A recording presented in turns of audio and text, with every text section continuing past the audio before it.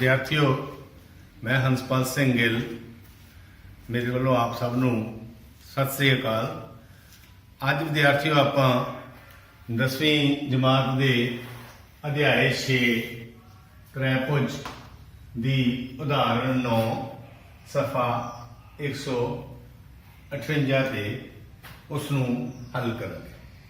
ਵਿਦਿਆਰਥੀਓ, ਪਿਛਲੇ ਲੈਕਚਰ ਵਿੱਚ ਅਸੀਂ ਪਰਮੇਸ਼ 6 ਜਿਸ ਵਿੱਚ ਤ੍ਰੈ ਭੁਜਾਂ ਦੇ ਖੇਤਰਫਲ ਦਾ ਅਨੁਪਾਤ ਅਤੇ ਸੰਗਤ ਭੁਜਾਵਾਂ ਦੇ ਅਨੁਪਾਤ ਦੇ ਸੰਬੰਧ ਬਾਰੇ ਪੜ੍ਹਿਆ ਸੀ। ਉਸੇ ਦੇ ਆਧਾਰਿਤ ਇਹ ਉਦਾਹਰਨ ਹੈ। ਚਿੱਤਰ ਵਿੱਚ ਰੇਖਾਖੰਡ XY, ਇਹ ਚਿੱਤਰ ਹੈ, ਇਹ XY ਰੇਖਾਖੰਡ ਹੈ। ਇਹ ਰੇਖਾਖੰਡ XY ਤ੍ਰੈਭੁਜ ABC ਦੀ ਭੁਜਾ AC ਦੇ ਸਮਾਨਾਂਤਰ है। सो AX, XY और AC ये आपस में समानांतर हैं और ये XY जो लाइन है, भुजा है, रेखाखंड है, ये XY रेखाखंड इस त्रिभुज ABC नू बराबर खेत्रफल वाले दो भागों में बनता है। भाव आ वाला त्रिभुज और ये दो नंबर AXYC ये दो भाग त्रिभुज ABC दे हो गए। इन्हां दोवां भागां दा खेत्रफल बराबर है। सो असी इस विच AX और AB दा अनुपात पता करना है। सो विद्यार्थियों, सब तो पहला तुसी देखो कि रेखाखंड XY त्रिभुज ABC नू दो भागों में बनता है और उन्हां दो भागों में एक त्रिकोण BXY या XBY, त्रिकोण XBY बनती है और एक त्रिकोण वड्डी ABC है और इन्हां दोवां त्रिकोणां विच त्रिकोण XBY ਅਤੇ त्रिकोण ABC विच ਅਸੀਂ ਦੇਖਦੇ ਹਾਂ कि कोण B ਦੋਵਾਂ ਵਿੱਚ ਕਾਮਨ है। ਆ ਦੇਖੋ, कोण B त्रिभुज XBY ਵਿੱਚ ਵੀ आ रहा है और कोण B त्रिभुज ABC ਵਿੱਚ भी आ रहा है।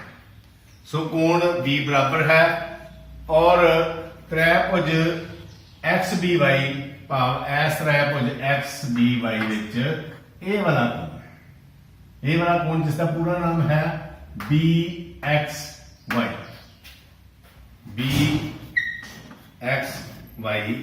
ये त्रिभुज ABC दे कोण A दे बराबर है। क्यों बराबर है? क्योंकि XY जो है वो समानांतर है AC दे, तो इस तरह ये संगत कोण बनते हैं। सो संगत कोण समानांतर भुजावां द्वारा बने संगत कोण बराबर होंगे हैं। सो हुण त्रिभुज XBY और ABC विच कोणां दे दो जोड़े बराबर हो गए।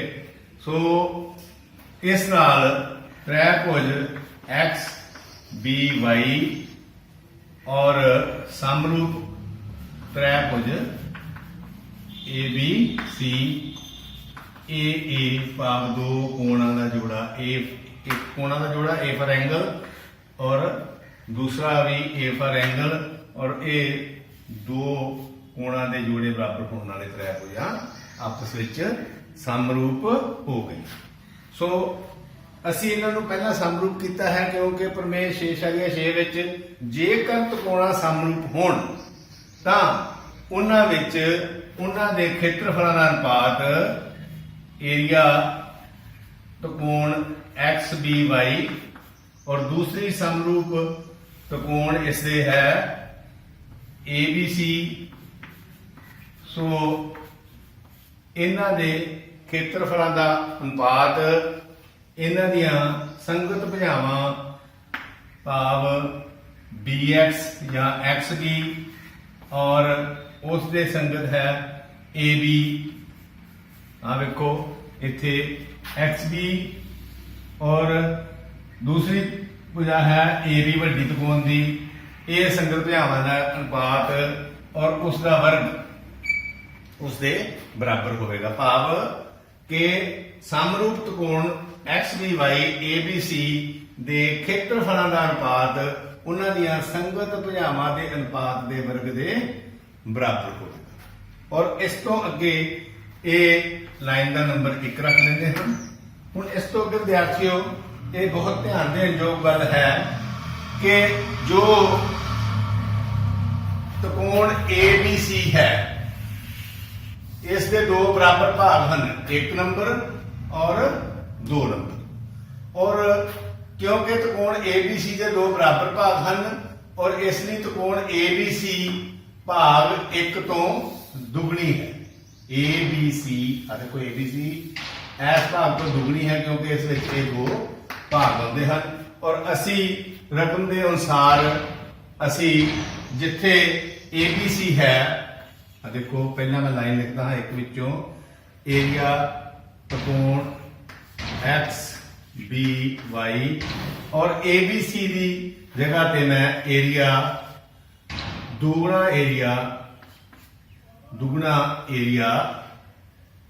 XBY लिखता क्योंकि ABC का आ सारी वड्डी ABC का इन्ने पार्ट BXY तो खेत्रफल दुगना है। फिर मैं ABC को हटा के उहदे ते दुगना खेत्रफल या एरिया XBY लिख दिता। और लाइन 1 का यह भाग लिखने तो बाद दूसरा भाग है XB का वर्ग बटा AB का वर्ग। हुण विद्यार्थियों XBY एरिया और नीचे भी XBY एरिया आ गया, ये आपस में कैंसल हो जाएंगे।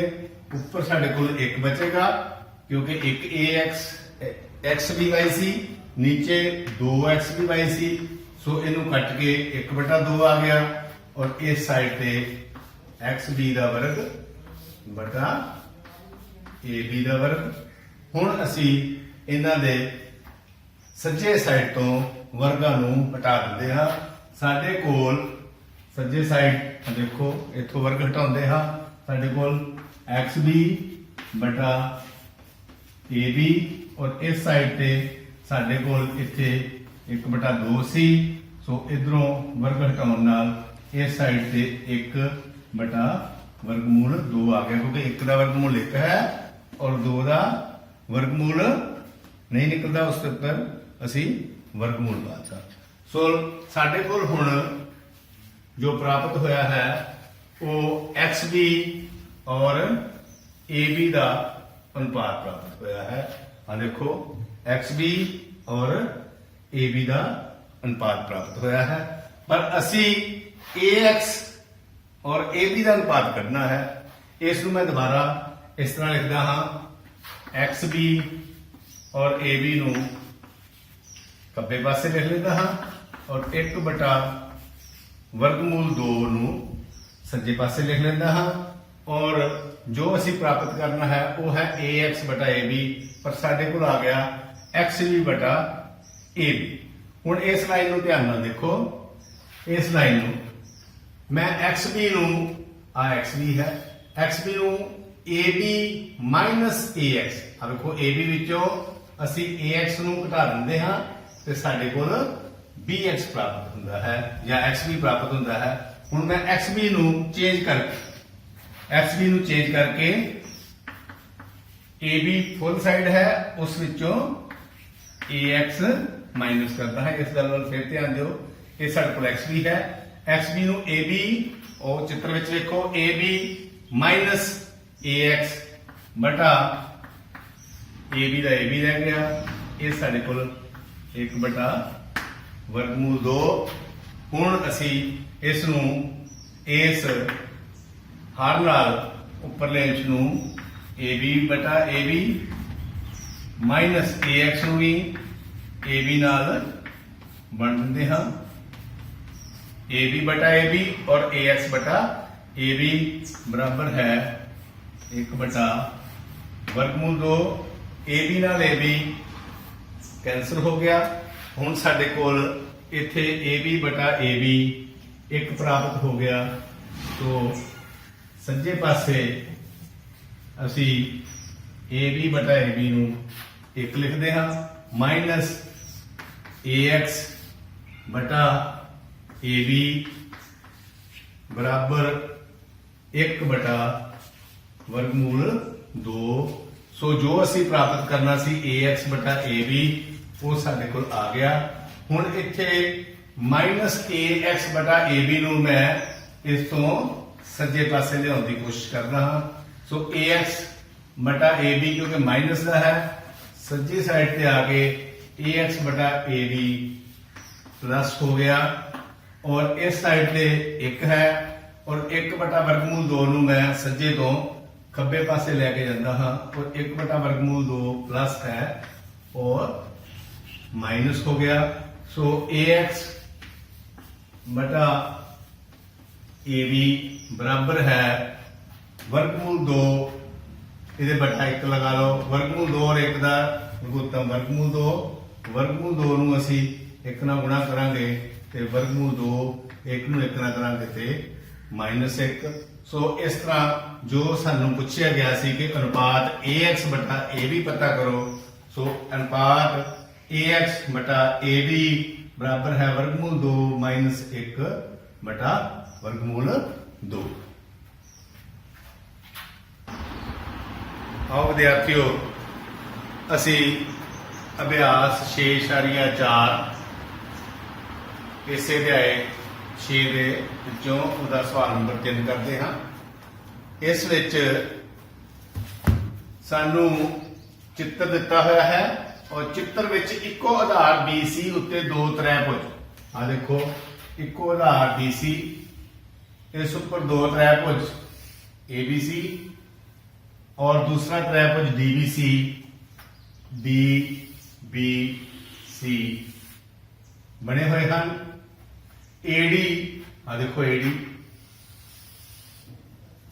और AD BC नू आ BC इस नू O ऊपर कटता है और ये असी सिद्ध करना है कि त्रिभुज ABC का क्षेत्रफल और एरिया या क्षेत्रफल त्रिभुज DBC का क्षेत्रफल DBC का क्षेत्रफल इन्हां दा अनुपात AO और DB दे अनुपात दे बराबर होगा। सो विद्यार्थियों क्योंकि इस विच सानू कोई भी त्रिभुज समरूप नहीं दिती और ना ही असी इन्हां त्रिभुजां नूं समरूप सिद्ध कर सकते हाँ। सो असी इस विच फिर त्रिभुज ABC का एरिया कढ़न लई एक A तो शिखर A तो BC के उपर लंब सुटते हाँ क्योंकि त्रिभुज का एरिया 1/2 आधार गुणा लंब और D शिखर तो भी उस तरह ही BC उपर असी लंब सुटते। सो विद्यार्थियों ये लंब असी सवाल विच मदद लई ड्रॉ किए हैं। सो इथों सवाल शुरू करते हाँ कि एरिया त्रिकोण ABC बटा एरिया या क्षेत्रफल त्रिकोण DBC जिस तरह मैं पहला दस्या है त्रिकोण ABC चित्र विच देखो उसका 1/2 आधार BC है और लंब AM मैं इत्थे AM और इसका नाम DN ये असी रचना की है और त्रिभुज ABC का क्षेत्रफल 1/2 गुणा आधार BC गुणा लंब AM जो कि असी खुद ड्रॉ किया है। इस तरह त्रिभुज DBC का क्षेत्रफल या एरिया उस विच भी असी 1/2 क्योंकि इसका आधार भी असी BC ही लवांगे, BBC विच भी BC आधार है और लंब DN है। 1/2 आधार BC गुणा लंब DN। सो हुण विद्यार्थियों 1/2 नाल 1/2 कैंसल हो गए या कट्टे गए, BC नाल BC कैंसल हो गया और एरिया त्रिभुज ABC बटा एरिया त्रिभुज DBC सानू AM बटा DN दे प्राप्त हो गया। सो इस लाइन नूं असी 1 नंबर लाइन लिख लेने हाँ, पर असी एरिया त्रिकोण ABC और एरिया त्रिकोण DBC का अनुपात AO बटा DO दे प्राप्त करना है। साडे कोल AM और DN आ गया है। हुण असी देखो AM और DN नूं AO और DO नाल शिफ्ट करना है। सो असी सिद्ध करांगे कि AM बटा DN और AO बटा DO आपस विच बराबर है। तो चित्र वाल जाते हैं। चित्र विच AM और DN देखो विद्यार्थियों, AM और DN और दूसरा सानू चाहिए है AO और OD, AO और OD।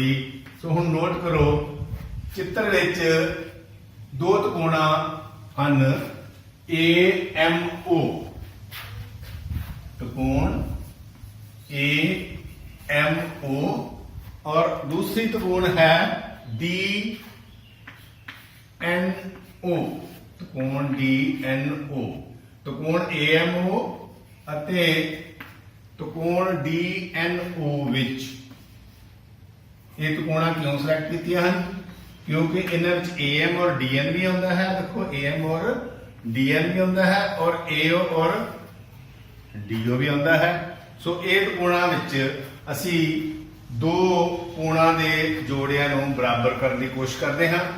पहला त्रिकोण AMO विच नाल चित्र देखो, कोण M देखो AMO विच M और DNO विच N, ये आपस विच बराबर हैं क्योंकि असी खुद ही ये लंब बनाए सन। और लंब मतलब कोण M और N, ये कोण M और N दोवें 90 दे हन। और इत्थे देखो तुसी इस त्रिकोण AMO विच कोण 1 और DNO विच कोण 2। AMO विच कोण 1 बराबर है DNO विच कोण 2। क्यों बराबर हैं?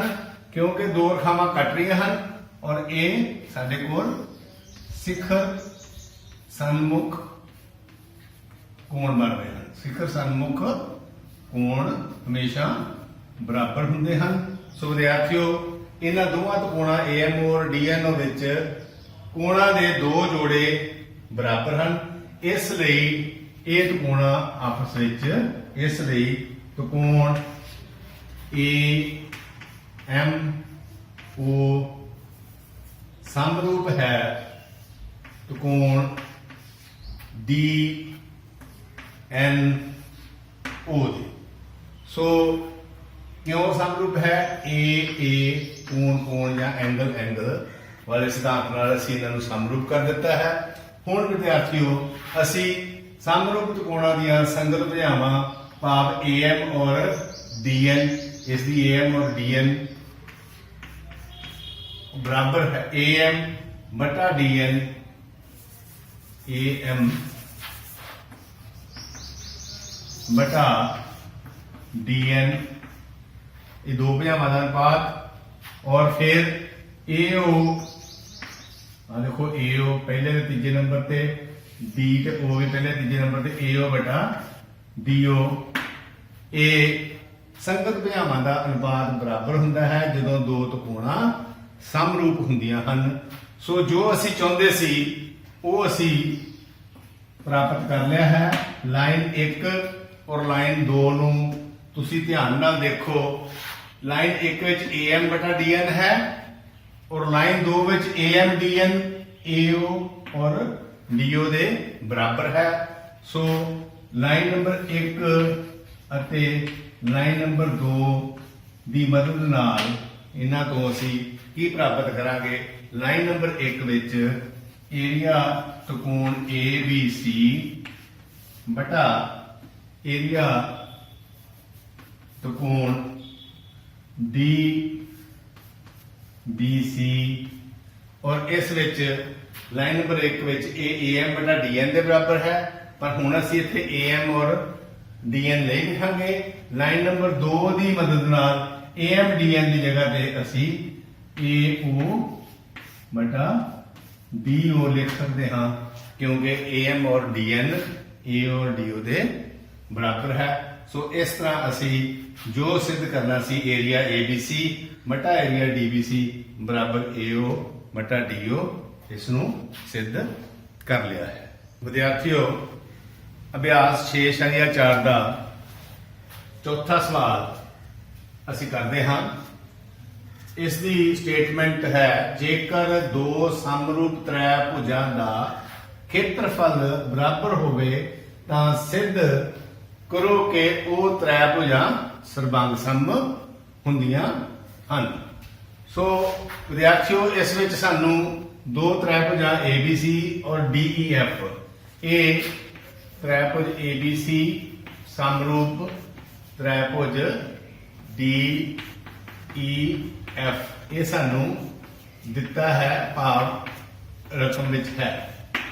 सो क्योंकि त्रिभुजां समरूप हैं इसलिए एरिया त्रिभुज ABC बटा एरिया त्रिभुज DEF जो कि असी प्रमेय 6.6 विच पढ़िया है कि जेकर त्रिभुजां समरूप होण तां उन्हां दे खेत्रफलां दा अनुपात उन्हां दीआं संगत भुजावां भाव AB और DE इस दे वर्ग के बराबर हुंदा है। इस तरह ही अगलियां संगत भुजावां BC और EF इन्हां दे भी वर्ग के बराबर है, और तीसरी संगत भुजा AC और DF इन्हां दे भी वर्ग के अनुपात के बराबर हुंदा है। और ये है क्षेत्रफल समरूप त्रिकोणां दा, और ये है संगत भुजावां दे वर्ग का अनुपात। सो ये असीं सब पढ़िया है। और साडे कोल है कि दो समरूप त्रिभुजां दा खेत्रफल बराबर है, भाव ABC और DEF का खेत्रफल बराबर है। सो असीं लिख सकते हाँ कि एरिया ABC और DEF नूं भी लिख सकते हाँ एरिया ABC, क्योंकि दोवां का खेत्रफल बराबर है। सो DEF की जगह पे असीं ABC लिख सकते हाँ। सो बाकी उसी तरह ही AB का वर्ग बटा DE का वर्ग, BC का वर्ग बटा EF का वर्ग और AC का वर्ग बटा DF का वर्ग।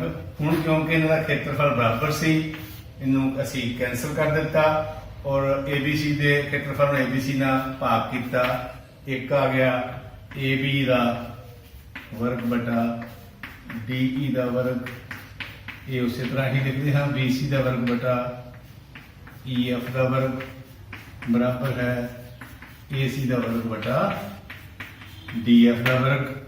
सो इन्हां दे वर्ग हटा के इस साइड से वर्गमूल लेते हैं।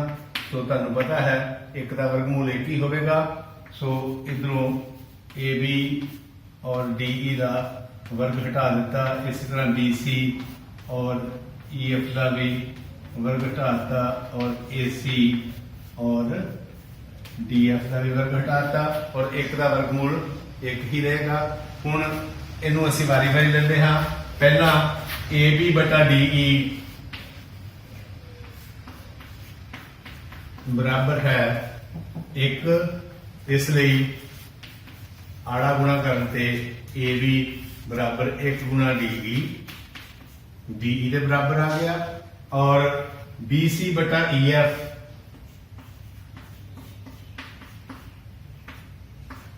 वो भी एक दे ही बराबर है, इसलिए BC EF ਨੂੰ 1 ਨਾਲ ਗੁਣਾ ਕੀਤੀ, EF ਦੇ ਬਰਾਬਰ ਆ ਗਿਆ।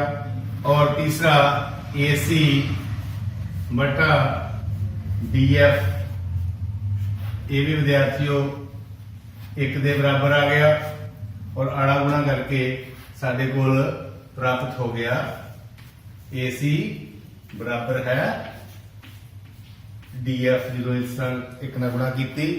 ਸੋ ਹੁਣ ਵਿਦਿਆਰਥੀਓ ਸਾਡੇ ਕੋਲ ਆ ਦੇਖੋ ਭੁਜਾਵਾਂ ਦੇ 3 ਜੋੜੇ ਬਰਾਬਰ ਹੋ ਗਏ, ਪਹਿਲਾ ਜੋੜਾ, ਦੂਸਰਾ ਜੋੜਾ ਔਰ ਤੀਸਰਾ ਜੋੜਾ। ਔਰ ਇਹਨਾਂ ਤਿੰਨਾਂ ਜੋੜਿਆਂ ਦੀ ਮਦਦ ਨਾਲ ਅਸੀਂ ਇਹ ਸਿੱਧ ਕਰਾਂਗੇ ਕਿ ਤ੍ਰਿਕੋਣ ABC ਔਰ DEF ਸਰਬੰਗ ਸਮ ਹਨ।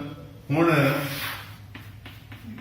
ਤ੍ਰਿਕੋਣ ABC ਅਤੇ ਤ੍ਰਿਕੋਣ DEF ਵਿੱਚ ਪਹਿਲਾਂ ਤ੍ਰਿਕੋਣ ABC ਦੀ AB ਭੁਜਾ,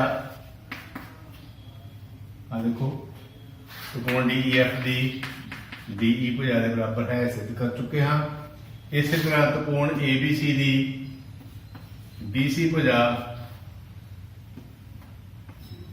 EF ਦੇ ਬਰਾਬਰ ਹੈ, ਆ ਦੇਖੋ BC ਬਰਾਬਰ EF, ਇਹ ਅਸੀਂ ਸਿੱਧ ਕਰ ਚੁੱਕੇ ਹਾਂ। ਔਰ ਤੀਸਰਾ ਭੁਜਾਵਾਂ ਦਾ ਜੋੜਾ AC ਔਰ DF, ਤ੍ਰਿਕੋਣ ABC ਦੀ AC ਭੁਜਾ ਔਰ ਤ੍ਰਿਕੋਣ DEF ਦੀ DF ਭੁਜਾ, ਇਹ ਬਰਾਬਰ ਹੈ। ਇਹ ਅਸੀਂ ਸਿੱਧ ਕੀਤਾ ਹੈ। ਔਰ ਹੁਣ ਵਿਦਿਆਰਥੀਓ ਸਾਨੂੰ ਪਤਾ ਹੈ ਕਿ ਜੇਕਰ ਦੋ ਤ੍ਰਿਕੋਣਾਂ ਵਿੱਚ 3 ਭੁਜਾਵਾਂ ਦੇ ਜੋੜੇ, ਪਹਿਲਾ ਜੋੜਾ, ਦੂਸਰਾ ਜੋੜਾ ਔਰ ਤੀਸਰਾ ਜੋੜਾ ਬਰਾਬਰ ਹੋਣ ਤਾਂ ਤ੍ਰੈਭੁਜ ABC ਔਰ ਤ੍ਰੈਭੁਜ DEF ਆਪਸ ਵਿੱਚ ਸਰਬੰਗ ਸਮ ਹੋਣਗੀਆਂ।